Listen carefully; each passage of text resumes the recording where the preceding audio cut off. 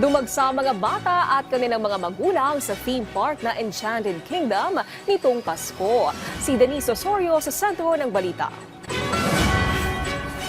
Ngayong Pasko, mas ramdam ang saya at sigla dito sa Enchanted Kingdom, kung saan dinarayo ng maraming pamilya ang theme park para magsama-sama at magdiwang ng Kapaskuhan.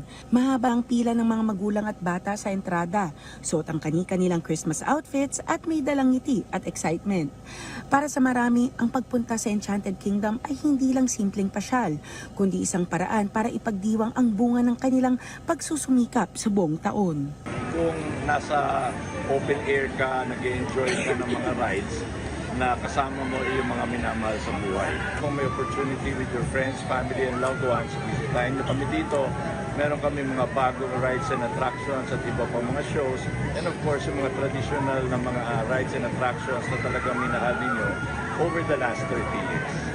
Sa bawat ride at attraction, maririnig ang tawanan ng mga bata at makikitang saya sa mga magulang na panandaliang nakakalimot sa pagod ng trabaho. May mga pamilyang unang beses palang makapasyal dito, habang ang iba naman, ginagawa na itong taunang tradisyon tuwing Pasko.